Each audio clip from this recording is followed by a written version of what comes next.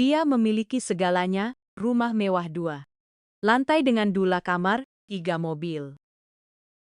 Tim dokter pribadi yang siap 24 jam bisa melakukan satu panggilan dan menggerakkan miliaran rupiah sebelum sarapan. Namun tetap saja tidak bisa menggerakkan kakinya. Raka berusia terlalu 4 tahun ketika sebuah kecelakaan di tol Surabaya Gempol merampas satu-satunya hal yang tidak bisa dibeli uang, kendali atas tubuhnya sendiri. Sebuah truk kehilangan rem. 1 detik. Hanya 1 detik yang cukup untuk mengubah segalanya. Para dokter sudah jelas sejak awal. Cedera. Belakang serius, mobilitas terbatas. Proses panjang dan tidak pasti. Tapi Raka tidak mendengar bagian proses panjang itu. Yang dia dengar adalah ini. Bisa disembuhkan kalau kamu bayar cukup, dan dia bayar. Ya Allah, betapa banyak yang dia bayarkan. Dia mendatangkan spesialis dari Singapura membayar perawatan eksperimental di klinik-klinik di Singapura dan Malaysia, menyewa fisioterapis yang tarifnya setara dengan penghasil setahun seorang pekerja biasa hanya untuk 1 sesi. Dia merombak kamar utama rumah mewahnya di Surabaya menjadi kamar klinis mewah, tempat tidur khusus, peralatan pemantau, pencahayaan yang diatur, semuanya diperhitungkan, semuanya dibeli, semuanya sempurna. Tidak ada yang berhasil. Bulan-bulan berlalu dan Raka berhenti berbicara. Bukan sekaligus, tapi perlahan. Pertama dia berhenti mengangkat telepon, lalu berhenti menerima tamu, kemudian berhenti memandang keluar jendela.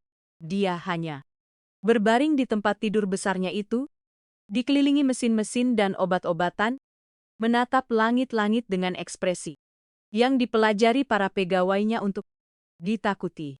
Bukan kesedihan, itu sesuatu yang lebih buruk. Itu ketiadaan putranya. Dava baru berusia walta bulan ketika kecelakaan itu terjadi. Raka hampir tidak pernah menggendongnya. Ketika dia pulang ke rumah dengan kursi roda bayi, itu terasa asing baginya. Makhluk kecil yang menangis, yang membutuhkan sesuatu, yang menuntut energi yang tidak lagi dia miliki. Istrinya meninggalkan keluarga tradisi bulan setelah kecelakaan, tanpa keributan, tanpa teriakan, hanya sebuah koper, sebuah dokumen yang ditandatangani, dan keheningan yang memenuhi setiap sudut rumah besar itu. Raka menyewa seorang pengasuh untuk bayinya. Lalu satu lagi. Tidak ada yang bertahan lebih dari 2 minggu. Rumah mewah itu memiliki energi yang berat. Raka tidak meminta sesuatu. Dia menuntut tidak berterima kasih. Menunjuk kesalahan, tidak menatap mata orang. Dia memandang menembus orang-orang seolah mereka dinding transparan. Para pegawai berbicara dengan suara pelan di lorong-lorong. Tidak ada yang mau masuk ke kamarnya. Kalau tidak benar-benar perlu sampai. Sari berusia setahun. Dia datang pada suatu Selasa pagi dengan tas, ransel kecil, sepatu lusuh, dan surat rekomendasi yang ditulis tangan oleh seorang ibu tua dari Bandung. Dia tidak datang dengan ojek online. Dia datang dengan bus, Sota. Berjalan 6 blok dari halte bis sampai ke rumah mewah itu. Dengan tas ransel di pundak dan terik, matahari pukul 5 kon. Sibu Siro membakar wajahnya. Ibu koordinator yang mengurus pegawai memandanginya dari atas ke bawah. Dia ditanya apakah punya pengalaman dengan bayi yang rewel. Sari bilang ya. Dia ditanya apakah bisa menangani situasi penuh tekanan. Sari bilang ya. Dia diperingatkan bahwa tuan rumah itu susah. Sari mengangguk dengan tenang. Seolah itu bukan berita baru. Mereka mempekerjakannya hari itu juga karena tidak ada pilihan lain. Bayi itu sudah 2 malam berturut-turut tidak tidur. Nyenyak. Dokter anak sudah memastikan tidak ada penyakit. Itu kecemasan, katanya. Bayi merasakan energi tempat, merasakan ketidakhadiran, merasakan ketika ada sesuatu yang hilang. Saat masuk ke kamar, bayi itu menggendongnya dengan cara yang begitu alami sehingga membuat semua orang terkejut dan bayi itu berhenti menangis dalam waktu kurang dari 30 menit. Ibu koordinator mengucap, "Alhamdulillah" dalam hati. Minggu pertama itu Raka bahkan tidak tahu Sari ada. Baginya para pegawai tidak terlihat. Mereka masuk melakukan pekerjaan mereka, pergi. Tidak ada siapa punya nama. Tidak ada yang punya cerita. Mereka adalah fungsi, bukan manusia. Perawat SIFT pagi, fisioterapis pukul teran, perempuan yang membersihkan rumah, yang menjaga bayi. Sari mendengar namanya diucapkan salah selama 2 hari berturut-turut. Sari, koordinator, dengan menarik suku kata tanpa sengaja. "Ba," kata dokter, yang datang setiap hari Kamis. Hanya memanggilnya. Dia tidak mengoreksi siapapun. Dia melakukan bangun pukul 5 pagi karena Dava adalah anak yang suka bangun pagi-pagi. Menyiapkan susu botol dengan suhu yang tepat, menggendongnya sambil berjalan. Pilan di lorong gelap, menyanyikan sesuatu dengan suara sangat pelan. Hampir tanpa suara, lebih seperti getaran daripada melodi. Sebuah lagu yang neneknya nyanyikan untuknya waktu dia kecil di sebuah desa di Wonogiri, yang hampir tidak ada lagi di peta. Tidak ada yang pernah bertanya dari mana dia berasal. Tidak ada yang bertanya apakah dia punya keluarga, apakah dia punya impian, apakah dia lelah dan dia lelah. Ya Allah, dia sangat kelelahan. Tapi Sari mengenal kelelahan itu. Dia sudah membawanya sepanjang hidupnya. Dia adalah anak dari seorang perempuan yang membersihkan rumah orang lain selama bisnis tahun tanpa ada yang bertanya namanya. Dia adalah cucu dari seorang laki-laki yang menggarap tanah yang bukan miliknya. Dia membawa dalam darahnya ketahanan diam itu yang tidak bisa dipelajari, yang tidak bisa dibeli, yang begitu saja diwariskan seperti warna mata diwariskan. Dan dia memiliki sebuah rahasia yang tidak diketahui siapapun di rumah mewah itu, yang tidak akan pernah ada yang bayangkan jika mereka melihatnya datang dengan bus itu, dengan tas ransel itu, dengan sepatu lusuh itu. Tapi rahasia cepat atau lambat, terutama di malam-malam yang paling panjang, terutama ketika seseorang yang sudah berbulan-bulan tidak benar-benar tidur, akhirnya menutup mata. Malam itu Raka sudah patah di hari, tidak berbicara dengan siapapun. Tidak dengan dokter, tidak dengan ibu koordinator. Hanya menatap langit-langit. Mesin-mesin berbunyi pelan. Kota Surabaya bersinar di luar jendela seolah dunia terus berputar tanpa meminta izinnya. Sudah lewat tengah malam ketika dia mendengar sesuatu. Bukan tangisan, itu keheningan. Tapi keheningan yang berbeda. Raka memalingkan kepalanya perlahan ke arah pintu kamarnya yang setengah terbuka dan melihat sesuatu yang tidak dia harapkan. Sari tertidur di sofa kulit di samping Mbak Taitun. Dava tidur di atas dadanya dengan wajah kecil tertekan ke seragam biru itu. Kepalan tangan kecil, terkat. Napas yang tenang dan dalam dari bayi yang akhirnya menemukan tempat yang aman. Dan dia memiliki satu tangan bertumpu di punggung anak itu. Bahkan saat kelelahan sampai ke tulang, tangannya tetap di sana.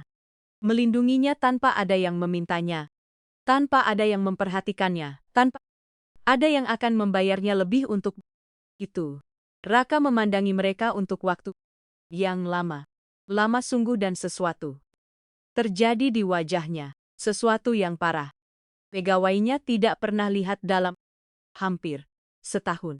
Dia belum tersenyum. Itu akan datang nanti. Tapi untuk pertama kalinya sejak kecelakaan dia berhenti menatap langit-langit.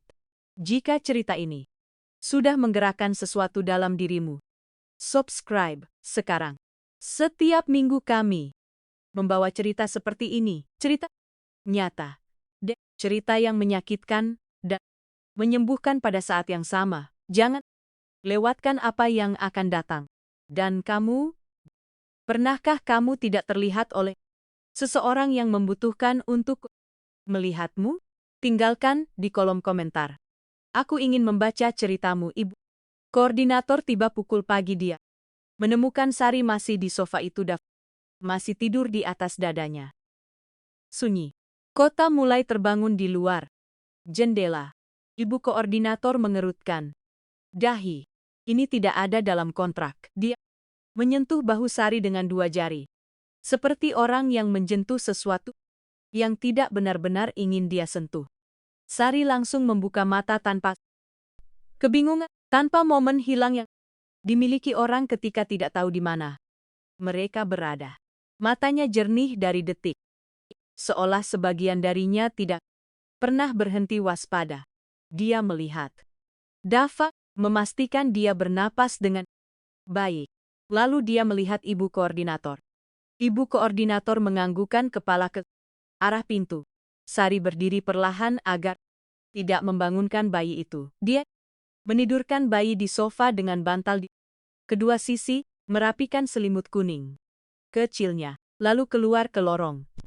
Percakapan itu singkat bahwa ini tidak boleh terulang, bahwa ada aturan, bahwa Pak Raka membutuhkan ruangnya, bahwa jika bayi menangis di malam hari ada interkom, bahwa itulah gunanya, bahwa tidak perlu tinggal.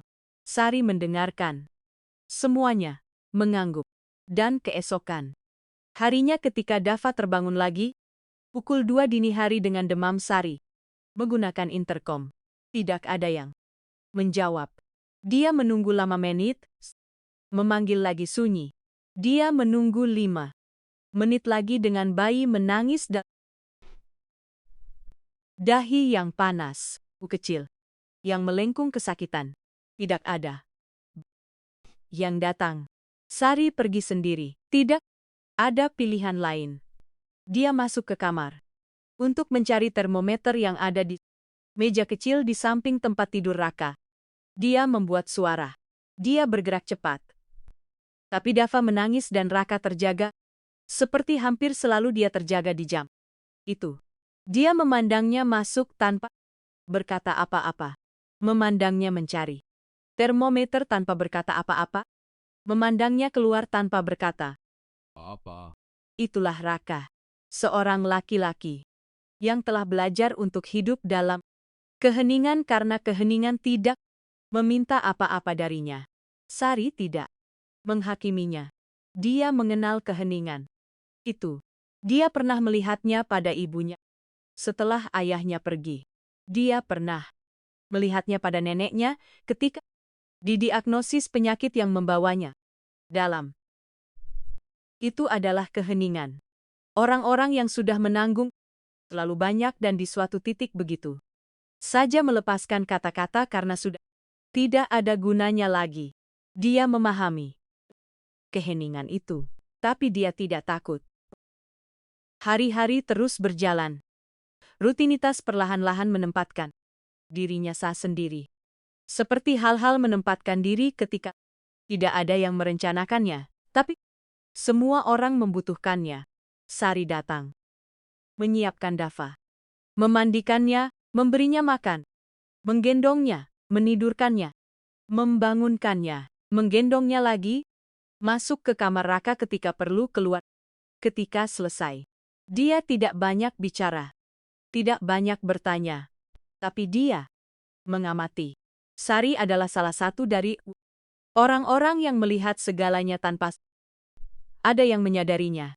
Dia melihat bahwa Raka tidak menyentuh makanan yang dibawakan jika dia tidak lapar dan bahwa tidak ada seorang pun di rumah itu yang bertanya apakah dia lapar. Piring datang pada jam tertentu karena sudah ditetapkan dan jika dia tidak makan, piring diambil dan dicatat di buku.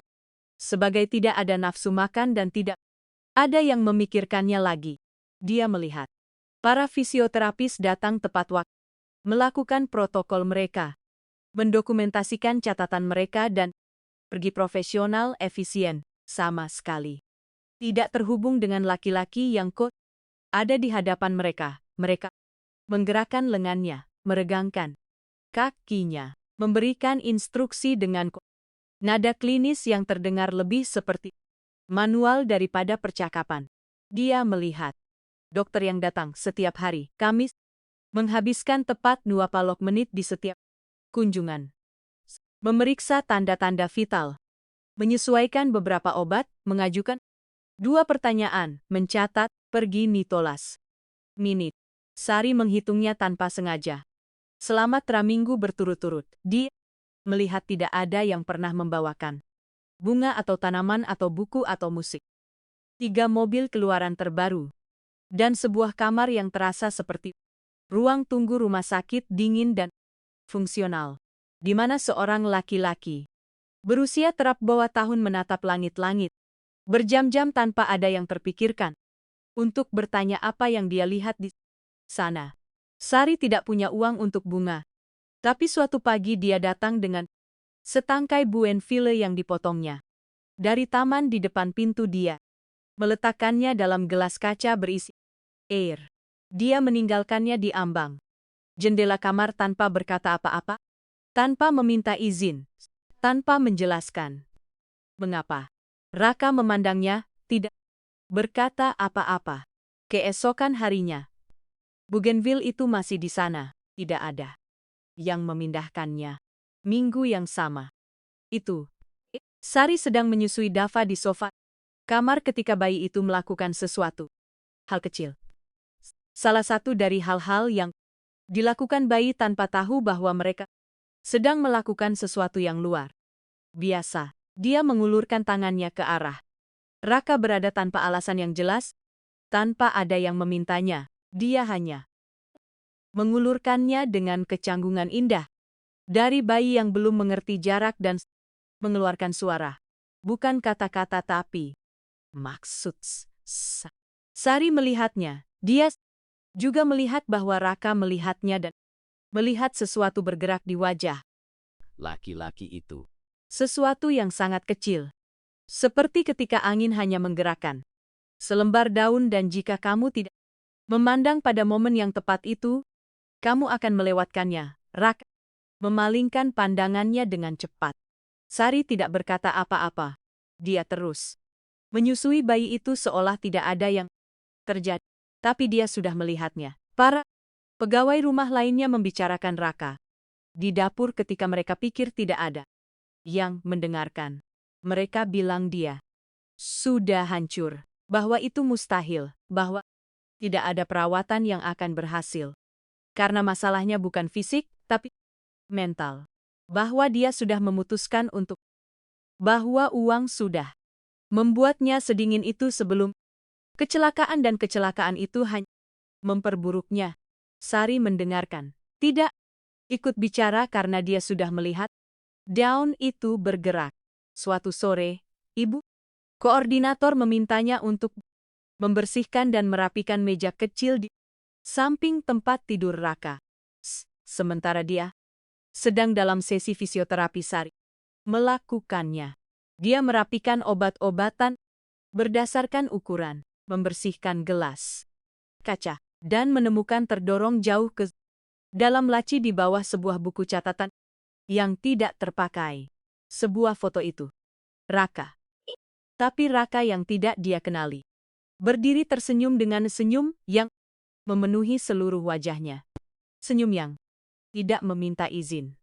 Dia berada di lapangan sepak bola dengan pakaian satu lengan melingkari laki-laki lain yang tertawa sama kerasnya. Keduanya berkeringat, keduanya dengan mata bersinar dari seseorang yang baru saja memenangkan sesuatu atau dari seseorang yang hanya benar-benar hidup. Sari memegang foto itu sejenak, mempelajarinya. Ada jarak yang sangat jauh antara laki-laki di foto itu dan yang menatap langit-langit di tempat tidur itu setiap hari. Bukan hanya kecelakaan itu, seolah laki-laki di foto itu telah hidup di kehidupan paralel, yang tidak lagi memiliki pintu masuk. Dia mengembalikannya ke laci, tapi kali ini tidak mendorongnya ke belakang. Dia membiarkannya di tepi, terlihat, tanpa menyembunyikannya. Malam itu Raka tidak tidur. Sari tahu karena Dava juga tidak tidur.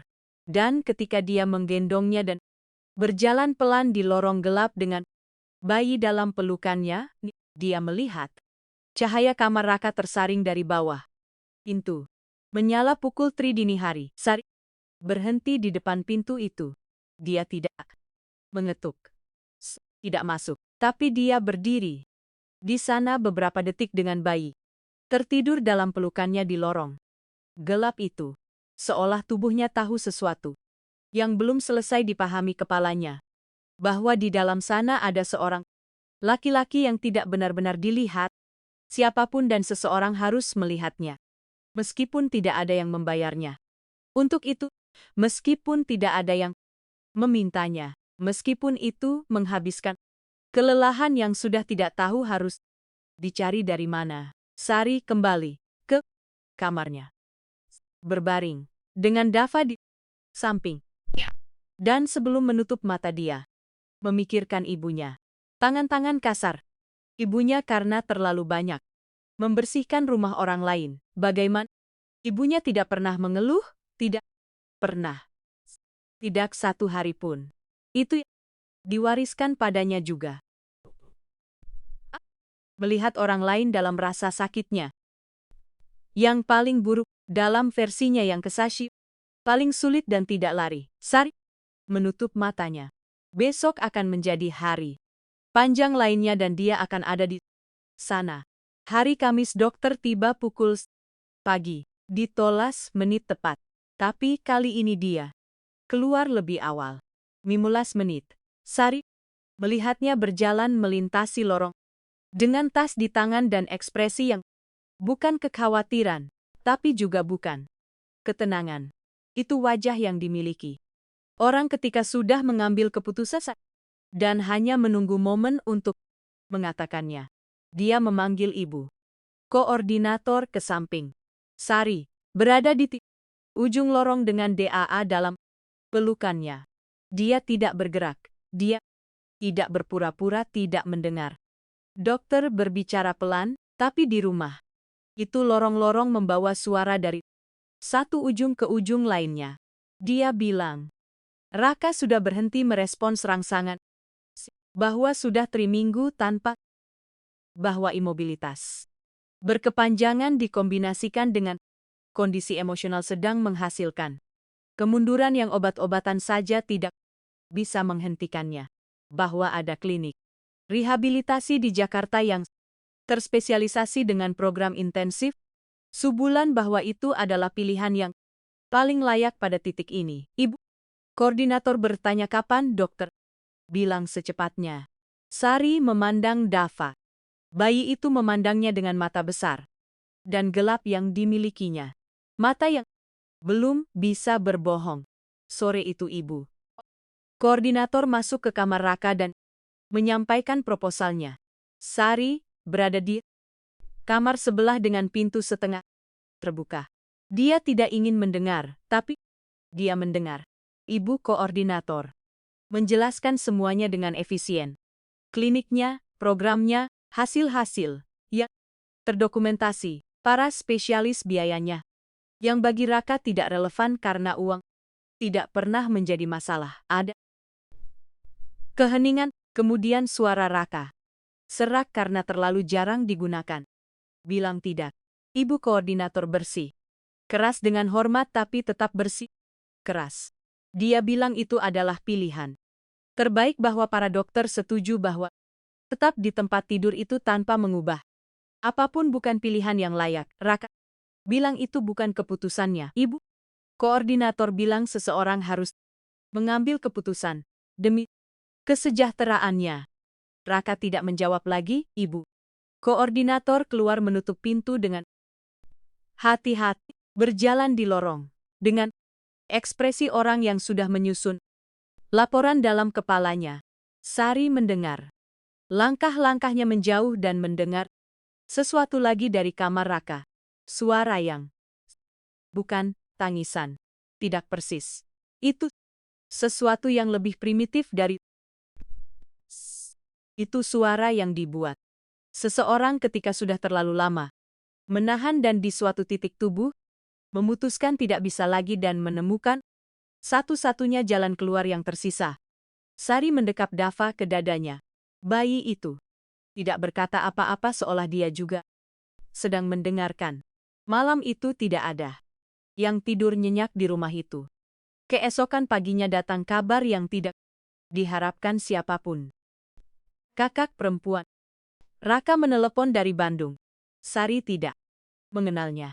Tapi ibu koordinator pernah menyebutkan bahwa dia ada, bahwa dia tinggal jauh, bahwa hubungannya rumit, bahwa setelah kecelakaan dia datang sekali, bertahan paral hari, dan tidak kembali lagi. Telepon itu berlangsung tualis pisian menit. Kemudian ibu koordinator pergi ke kamar Raka. Sari sedang memandikan Dava. Saat itu, dia mendengar semuanya melalui dinding tipis kamar mandi kakak. Perempuannya tidak akan datang. Dia punya keadaannya sendiri, masalahnya sendiri. Dia mengirimkan semua kasih, sayang dan dukungannya, tapi tidak bisa datang saat ini dan berharap Raka mengerti. Raka bilang dia mengerti. Dengan suara datar itu, suara yang tidak naik dan tidak turun yang berhenti di satu titik sejak lama dan tidak bergerak. Dari sana, ibu koordinator keluar. Sari selesai memandikan Dava dalam. Dia memakaikan baju tidur kuning itu yang disukainya karena lembut, dan Dava selarik lengan bajunya. Seolah ingin menutupi tangannya, dia menggendong, menimang, dan memikirkan foto di laci itu. Laki-laki dengan Senyum yang memenuhi seluruh wajahnya. Jarak antara laki-laki itu dan yang ini. Terhari kemudian, Dava bangun pagi dengan demam tinggi, bukan demam ringan. Seperti minggu-minggu sebelumnya, ini berbeda. Sari tahu sejak dia menggendongnya di pagi hari, dia tahu dari beratnya. Bayi dengan demam tinggi terasa berbeda beratnya. Mereka terasa berbeda di pelukan. Lebih berat dan lebih ringan pada saat yang sama seolah tubuh menggunakan semua energinya di satu tempat. Dia langsung menelepon dokter anak. Dokter anak bilang akan datang dalam 2 jam. Sari melewati 2 jam. Itu dengan Dava dalam pelukannya. Berjalan pelan, mengukur suhu setiap 3 menit, mengompres dahinya dengan kain basah. Berbicara padanya dengan suara pelan yang sudah dia pelajari bisa menenangkannya. Tidak peduli apa yang dia katakan. Itu adalah nada suaranya. Itu adalah getarannya. Itu adalah mengetahui bahwa ada seseorang di sana yang tidak akan bergerak dari sisinya. Dia melewati depan kamar Raka 3 kali. Ketiga kalinya pintu tertutup. Ketiga kalinya dia berhenti sedetik. Ketiga kalinya dia terus berjalan. Dokter anak datang memeriksa bayi itu bilang itu infeksi virus, bahwa harus dipantau, bahwa jika demam naik di atas terus semalo harus dibawa ke UGD, bahwa untuk saat ini obat, cairan, istirahat, dan pengawasan menerus. Dia meninggalkan riset. Dia pergi. Sari pergi ke apotek bersama Pak sopir kembali dalam pariti menit, memberikan obat pada Dava. Menidurkannya di boxnya dengan humidifier menyala dan cahaya redup, dan kemudian dia mendengar ibu koordinator sedang berbicara di telepon di Gia. Pintunya terbuka. Itu bukan percakapan pribadi. Itu panggilan administratif dengan seseorang dari HRD atau dari kantor pengelola atau salah satu dari kantor-kantor yang mengurus urusan praktis orang-orang berduit. Sari tidak mengerti semuanya, tapi dia mengerti cukup banyak. Klinik di Jakarta mengharuskan Raka pergi tanpa staf domestik pribadinya sendiri, bahwa program itu memiliki tim pengasuhnya sendiri, bahwa transisi sedang dikoordinasikan untuk minggu depan, bahwa staf saat ini akan menerima pesangon yang sesuai dan surat rekomendasi mereka. Sari berdiri diam di lorong. Minggu depan, Dava dengan demam. Raka di tempat tidur itu menatap Langit-langit. klinik itu, pesangon, surat-surat rekomendasi, semuanya akan berakhir dalam seminggu dan tidak ada yang memberitahunya sama sekali. Malam itu, Sari tidak bisa makan. Dia duduk di meja kecil kamar yang diberikan padanya, dengan piring di depannya dan tidak bisa. Bukan kesedihan tepatnya itu. Sesuatu yang lebih membingungkan, lebih sulit diberi nama. Dia tahu dia bukan dari sana, bahwa dia pegawai, bahwa pegawai datang dan pergi dan rumah terus berjalan dan kehidupan terus berjalan. Dan tidak ada yang berhenti, karena seseorang pergi. Dia tahu itu. Tapi, ada foto di laci, ada bougainville dalam gelas kaca, ada bayi dengan demam yang malam. Itu butuh seseorang yang tidak tidur. Tengah malam, Dava mulai menangis. Sari langsung pergi, menggendongnya, mengukur suhu Trantakwapi Sure. Dia berjalan dengannya di lorong gelap. Rute yang sama seperti biasa. Sama. Lagu yang samsa hampir tanpa spaswa. Yang lebih seperti getaran daripada melodi. Dia melewati depan kamar Raka. Cahaya menyala. Kali ini Sari berhenti. Kali ini dia tidak terus berjalan. Kali ini dia mengetuk pintu. 3 ketukan. Pelan keheningan. Kemudian suara serak. Itu. Ada apa? Sari membuka pintu perlahan. Masuk dengan Dav dalam pelukannya. Bayi itu wajah kecilnya memerah karena demam. Mata setengah tertutup, tubuh kecil merapat ke dadanya. Raka memandangi mereka dari tempat tidur. Sari bilang dengan suara pelan bahwa bayi itu demam, bahwa dia tidak bisa menenangkannya, bahwa dia tidak ingin mengganggu, tapi dia tidak tahu harus berbuat apa lagi. Itu tidak sepenuhnya benar. Sari selalu tahu apa yang harus dilakukan dengan anak-anak, tapi ada sesuatu yang dia butuhkan Raka. Meskipun dia belum tahu. Itu, Raka memandang putranya, mengulurkan tangannya sama seperti waktu itu di sofa. Sama seperti selalu, tanpa tahu apa yang dia minta, tanpa tahu beratnya isyarat itu, tanpa tahu bahwa terkadang bayi melakukan hal-hal yang orang dewasa sudah berbulan-bulan tidak bisa lakukan. Raka tidak bergerak, tapi kali ini dia tidak memalingkan pandangan. Kali ini dia tetap memandangi tangan-tangan yang terulur itu dan di wajahnya terjadi sesuatu. Sesuatu yang Sari lihat dengan jelas. Sesuatu yang sedang retak, tapi bukan dengan cara yang menghancurkan sesuatu, dengan cara yang membukanya. Raka tidak berkata. Dia hanya memandangi. Tangan-tangan kecil, canggung terulur ke arahnya dalam kegelapan kamar. Telapak tangan terbuka, jari-jari kecil terentang. Cara yang dimiliki bayi untuk meminta tanpa tahu bahwa mereka sedang meminta tanpa takut ditolak, tanpa sejarah semua kali seseorang berkata, tidak. Hanya tangan terbuka yang menunggu. Sari tidak bergerak, tidak membantu, tidak menyarankan, tidak menjelaskan.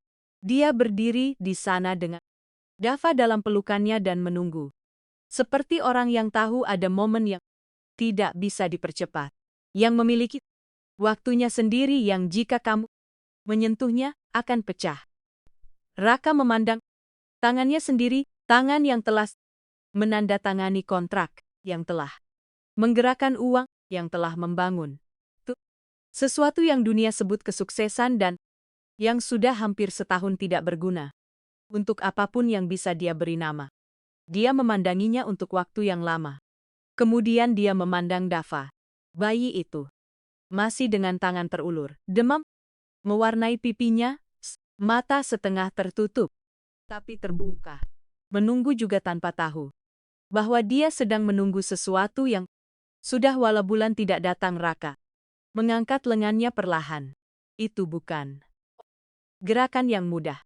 Tubuhnya tidak melakukan gerakan mudah sejak kecelakaan. Setiap membutuhkan usaha. Setiap mengingatkan apa yang telah hilang. Tapi dia mengangkat lengannya. Dan Sari mendekat. Dia mendekatkan Dava. Perlahan dengan hati-hati seperti orang yang menyerahkan sesuatu yang tidak ternilai harganya. Dia menidurkan bayi itu di dada Raka dengan kelembutan yang tidak mengeluarkan suara. Bayi itu mendarat di sana dan berhenti menangis. Begitu saja, seolah dia selalu tahu di mana tempat itu. Seolah tubuhnya mengingatnya. Meskipun ingatannya belum memiliki kata-kata. Kehangatan dada ayahnya. Detak jantung, ritme spesifik yang dia dengar selama nalotebulan dari dalam dan yang tubuh tidak pernah lupa. Meskipun tahun-tahun berlalu dan meskipun ketidakhadiran berlalu, Dava menutup matanya. Raka tidak bergerak, Sari juga tidak. Kamar itu sunyi, kota terus bersinar di luar. Mesin berbunyi pelan. Humidifier berdemung di kamar sebelah dan di tempat tidur itu ada seorang laki-laki yang hampir setahun menatap langit-langit dengan putranya tidur di atas dadanya. Raka menundukkan pandangannya ke Dava. Dia memandang dari dekat, sungguh-sungguh dekat. Mungkin untuk pertama kalinya. Hidung kecil itu, bulu mata panjang tertekan ke pipi yang hangat, bibir bawah yang sedikit turun dari seseorang yang tidur tanpa kekhawatiran. Aroma spesifik yang dimiliki bayi yang tidak seperti apapun di dunia dan yang sekali kamu mengenalnya tidak akan kamu tukar dengan aroma lain manapun. Raka menarik napas dalam dan sesuatu di wajahnya. Itu tidak dramatis, bukan tangisan seperti di film. Bukan isak tangis yang mengguncang bahu dan memenuhi kamar dengan suara. Itu sesuatu yang lebih sunyi dan lebih dalam dari itu. Seperti melihat sesuatu yang sudah lama membeku mencair perlahan tanpa peringatan, tanpa izin. Satu tetes air mata hanya satu di awalnya yang mengalir pelan di wajahnya tanpa dia melakukan apapun untuk menghentikannya. Melihatnya tidak berkata apa-apa. Itu bukan momen untuk kata-kata. Dia duduk perlahan di sofa kulit. Sofa yang sama tempat dia tidur malam pertama itu tanpa ada yang memintanya. Dia melipat tangannya di pangkuan dan tetap di sana. Tidak memandang Raka, memandang ke arah jendela, ke arah lampu-lampu kota, ke cakrawala malam yang bukan milik siapapun dan karena itulah milik semua. Orang memberinya ruang tapi tidak pergi. Karena ada perbedaan besar antara membiarkan seseorang sendiri dan memberinya ruang. Dan Sari mengetahuinya. Dia belajar dari ibunya. Dia belajar dari malam-malam panjang. Dengan orang-orang sakit yang tidak butuh siapapun bicara, tapi butuh seseorang yang sekedar ada di sana. Bernapas di kamar yang sama, menjadi saksi tanpa menuntut apapun. Raka berbicara setelah waktu yang lama, suaranya masih serak, masih tidak terbiasa. Dia bertanya siapa namanya. Sari berbalik memandangnya. Sari, katanya. Sari. Raka mengulang nama itu dengan suara sangat pelan seperti mencobanya. Seolah ini pertama kalinya dia mendengarnya. Meskipun sudah berminggu-minggu melihatnya masuk dan keluar dari kamar itu. Lalu dia memandang Dava dan bertanya, apakah selalu seperti itu ketika dia tidur? Sari bilangnya bahwa ketika akhirnya benar-benar tidur persis seperti itu. Bahwa dia melepaskan segalanya, bahwa bayi tidak menyimpan apapun untuk hari berikutnya. Raka tidak menjawab, tapi dia terus memandang bayi itu. Sari menunggu sejenak dan kemudian mengatakan sesuatu yang tidak dia rencanakan untuk dikatakan, yang keluar begitu saja tanpa kepala mengizinkannya. Dia bilang Dava punya cara yang sama dengan Raka dalam mengerutkan dahi ketika sesuatu mengganggunya. Raka memandangnya. Sari menahan pandangan itu tanpa bergerak dan kemudian Raka melakukan sesuatu yang tidak ada seorang pun di rumah itu pernah lihat dalam hampir setahun. Sudut kanan mulutnya bergerak ke atas. Hanya sedikit, hanya sesaat, tapi itu nyata. Itu adalah retakan pertama dalam sesuatu yang tampak tidak bisa hancur. Sari tidak menunjuknya, tidak merayakannya, tidak mengatakan apapun yang bisa menakutinya kembali ke tempat di mana dia sudah hidup selama ini. Dia hanya membiarkannya menjadi apa adanya. Momen kecil. Hal yang sangat minimal, yang sebenarnya adalah segalanya. Malam itu, Raka tidak lagi menatap langit-langit. Dia terus memandangi Dav sampai bayi itu mendingin dan demam turun dan napasnya menjadi teratur dan dalam. Dan dia terus memandanginya sesudahnya tanpa alasan. Hanya memandanginya. Sari tertidur di sofa menjelang dini hari. Itu bukan keputusan. Itu adalah tubuh yang menyerah setelah hari-hari dengan sedikit tidur dan banyak menanggung diri sendiri tanpa ada yang melihatnya. Tangan kanannya tergantung di atas lengan sofa.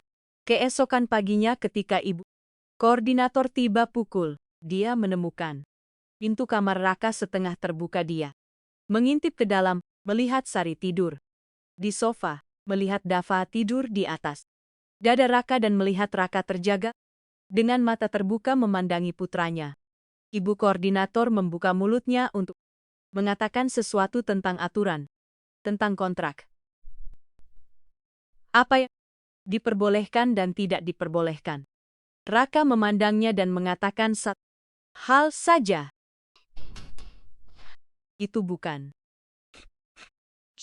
perintah yang agresif. Itu sesuatu yang lebih tenang dan lebih tegas pada saat yang sama. Seseorang yang baru saja mengingat bahwa dia punya suara. Ibu koordinator menutup pintunya. Pagi itu, Raka tidak membiarkan Dava dibawa ke kamarnya pukul. Seperti biasanya, dia menahan bayi itu di dadanya sampai pukul tapatu. Sampai bayi itu terbangun sendiri dan mengulurkan tangannya dan menguap dengan seluruh wajahnya dan memandang ayahnya dari jarak 2 sentimeter dengan mata besar dan gelap itu. Dan Raka memandangnya balik dan berbicara padanya. Bukan pidato, bukan sesuatu yang rumit. Itu kata-kata sederhana. Kata-kata nyata pertama yang dia katakan pada putranya sejak dunia. Dia bilang, "Selamat pagi." Dia bilang bahwa Dava punya hidungnya, hidung keluarga Raka, yang selalu dia anggap terlalu besar dan yang di wajah Dava entah bagaimana terasa sempurna. Dia bilang bahwa dia minta maaf. Dava tidak mengerti satuun dari kata-kata itu, tapi dia mendengarkannya dengan semua perhatian yang dimiliki, baik ketika mereka merasakan bahwa sesuatu yang penting sedang terjadi, meskipun mereka tidak bisa menamainya. Dan dia tersenyum. Senyum yang belum bergigi itu tanpa tipu daya tanpa syarat. Senyum paling jujur yang ada di dunia karena datang dari seseorang yang belum belajar menyembunyikannya. Raka menerimanya dalam keheningan dengan mata penuh sesuatu yang sudah berbulan-bulan tidak menemukan tempat untuk pergi. Sari terbangun pada saat itu.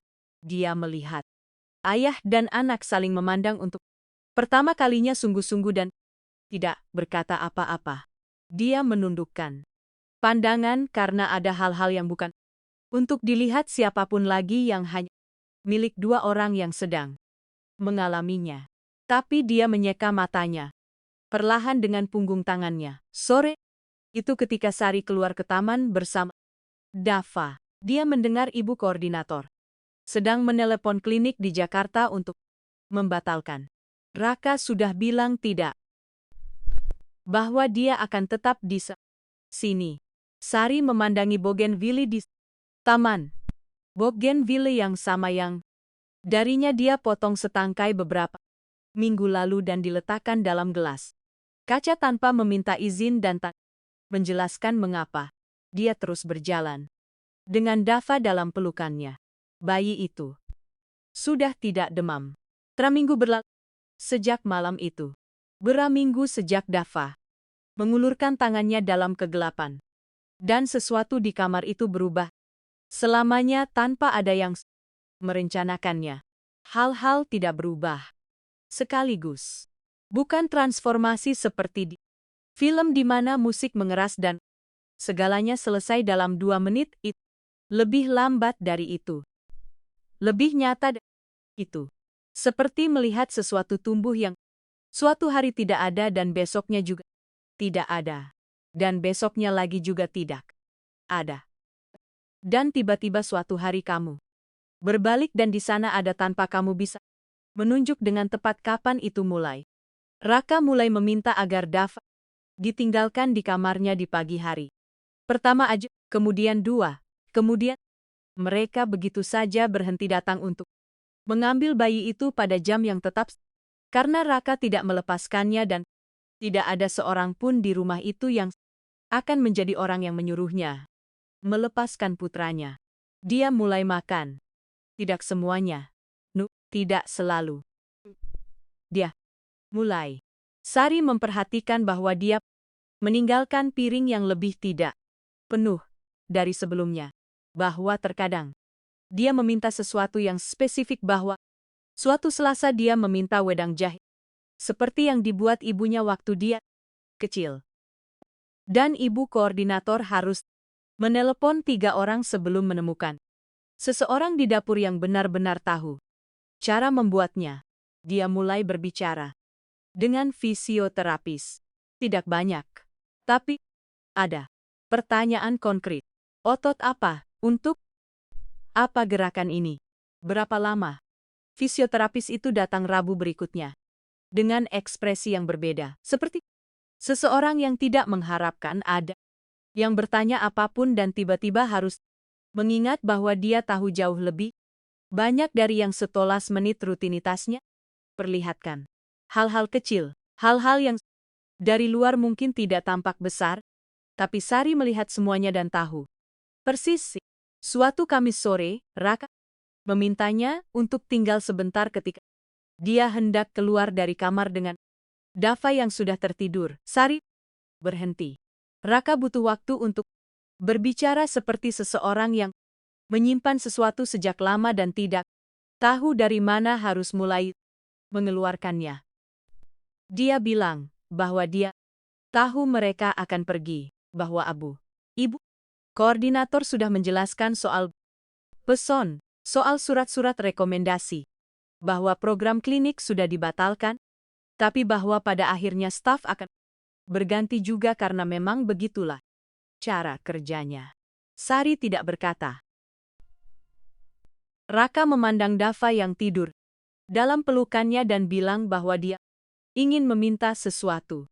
Dia bilang bahwa ketika Sari pergi, ketika dia menemukan pekerjaan lain di rumah lain, ketika dia bersama anak lain atau keluarga lain, jika suatu saat anak itu mengulurkan tangannya ke arah seseorang yang tidak sedang memandangnya agar dia terus melakukannya, apa yang dia lakukan? Padanya tidak mereka beri nama, tidak perlu.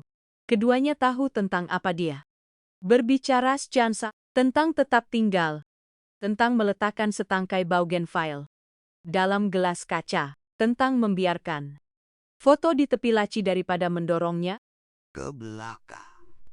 tentang mengetuk pintu di Tengah malam. bukan karena itu protokolnya, tapi karena ada cahaya yang menyala di balik pintu itu. Dan cahaya yang menyala pukul tera dini hari selalu berarti sesuatu. Sari memandangnya sejenak. Kemudian dia bilang bahwa itu bukan sesuatu yang bisa dipelajari. Bahwa itu dibawa atau tidak dibawa. Rak mengangguk perlahan, seolah itu persis yang dia butuhkan untuk didengar. Malah itu, Sari keluar ke taman setelah Dava tertidur. Dia duduk di bangku batu yang ada di antara bougainville. Udara Surabaya di jam itu memiliki aroma spesifik. tanah bas, dan bunga. Dan sesuatu yang tidak punya nama tapi kamu kenali meskipun tidak bisa menjelaskannya. Dia mengeluarkan telepon. Menelepon ibunya. Ibunya mengangkat di dering kedua seperti selalu, seolah selalu menunggu, seolah tidak pernah berhenti menunggu sejak hari pertama Sari pergi bekerja jauh. Sari tidak banyak bicara. Dia bilang dia baik-baik saja. Dia bilang bayi itu sudah tidak demam. Dia bilang telah terjadi sesuatu di rumah ini yang tidak tahu bagaimana menjelaskannya, tapi rasanya seperti ketika badai panjang berakhir dan udara tiba-tiba berbau berbeda. Ibunya mendengarkan semuanya dalam keheningan dan kemudian mengatakan sesuatu yang para ibu katakan terkadang tanpa tahu bahwa mereka sedang mengatakan sesuatu yang besar. Dia bilangnya bahwa itu terjadi ketika seseorang memutuskan untuk benar-benar melihat orang lain. Bahwa itu jarang terjadi, bahwa itu membutuhkan usaha. Bahwa kebanyakan orang melewati seluruh hidup mereka tanpa melakukannya. Sari menutup telepon perlahan, tetap duduk di bangku itu dengan telepon di tangan dan bougainville di atasnya. Dan langit Surabaya penuh dengan cahaya yang bukan siang bukan malam, melainkan jam-jam. Peralihan yang tidak punya nama, tapi semua orang mengenalinya. Dan dia memikirkan semua yang ibunya sudah tanggung tanpa ada yang bertanya. Bagaimana kabarnya? Semua yang neneknya sudah garap di tanah orang. Yang membersihkan, menggendong, memasak, menopang. Semua nama yang diucapkan salah. Semua cerita yang diceritakan karena tidak ada yang bertanya dan dia berpikir bahwa terkadang hidup menempatkanmu di tempat yang tampak kecil, sebuah kamar, seorang bayi dengan demam, seorang laki-laki yang menatap langit-langit. Dan dari tempat yang kecil itu, kamu bisa melakukan sesuatu yang tidak bisa dibeli oleh uang manapun di dunia dan tidak bisa diajarkan oleh gelar apapun. Kamu bisa benar-benar melihat seseorang tanpa dibayar lebih, tanpa ada yang mengakuinya, tanpa ada yang tahu kamu melakukannya. Hanya karena sesuatu dalam dirimu tidak tahu cara lain. Sari berdiri dari bangku, memotong setangkai bougainville baru, membawanya ke dalam, menaruhnya dalam gelas kaca berisi air. Kali ini, dia tidak menaruhnya di kamar Raka, dia menaruhnya di dapur. Di tengah meja, tempat seluruh staf makan, tempat fisioterapis datang, tempat ibu koordinator minum kopinya, tempat pak sopir menaruh kunci tanpa catatan, penjelasan hanya di sana. Karena terkadang hal-hal yang paling penting tidak perlu tanda tangan. Sebulan kemudian, Raka melangkah untuk pertama kalinya sejak kecelakaan. Itu bukan langkah yang sempurna, itu 3 langkah. Pendek ditopang oleh palang fisioterapis di sebuah ruangan yang berbau usaha dan tekad. 3 langkah yang membutuhkan lebih banyak kerja keras dari bisnis apapun yang pernah dia bangun, yang lebih menyakitkan dari kehilangan apapun yang pernah dia alami, yang lebih berharga dari apapun yang uangnya pernah beli. Dava ada di sana. Sari juga. Rak tiba di ujung palang dan berhenti dan memandang putranya yang memandangnya. Dari pelukan Sari dengan mata yang tidak bisa berbohong itu dan tersenyum. Itu bukan senyum kecil. Itu senyum dari foto. Itu yang memenuhi seluruh wajah, yang tidak meminta izin, yang tidak menghitung. Sari melihatnya dan tahu bahwa tugasnya di sana sudah selesai. Bukan tugas dari kontrak yang tidak ada yang memintanya, dan yang dia lakukan tetap saja. Karena begitulah dirinya, karena begitulah ibunya, karena begitulah neneknya. Karena ada orang-orang di dunia yang membawa cahaya tanpa tahu bahwa mereka membawanya dan membagikannya, tanpa tahu bahwa mereka membagikannya dan dunia terus berputar berkat mereka, meskipun tidak ada yang memberi mereka nama. Raka tidak pernah menjadi sama lagi, bukan karena kecelakaan mengubahnya, tapi karena seorang perempuan yang datang dengan bus dengan tas ransel kecil dan sepatu lusuh melihatnya ketika tidak ada yang lain sedang memandang. Dan itu tidak terlupakan. Tidak peduli berapa banyak uang yang kamu miliki, tidak peduli berapa banyak kamar di rumahmu, tidak peduli berapa banyak spesialis yang kamu bayar. Ada hal-hal yang hanya datang ketika seseorang memutuskan untuk tinggal tanpa ada yang memintanya, tanpa ada yang melihatnya. Hanya karena orang yang paling penting di ruangan tidak selalu yang paling keras bicaranya. Terkadang dia yang menggendong bayi, yang meletakkan bunga dalam gelas tanpa tanda tangan, yang mengetuk pintu di tengah malam karena ada cahaya yang menyala dan itu selalu berarti sesuatu. Bukalah pintu untuk orang itu atau lebih baik lagi jadilah orang itu.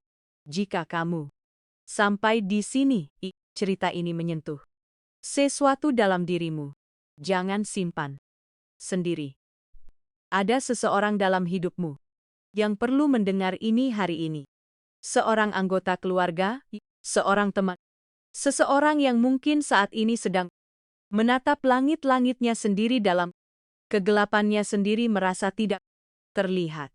Kirimkan cerita ini bukan karena ini adalah sebuah video, tapi karena terkadang cara paling jujur untuk mengatakan pada seseorang bahwa kamu benar-benar melihatnya adalah menunjukkan padanya bahwa orang lain juga pernah dilihat.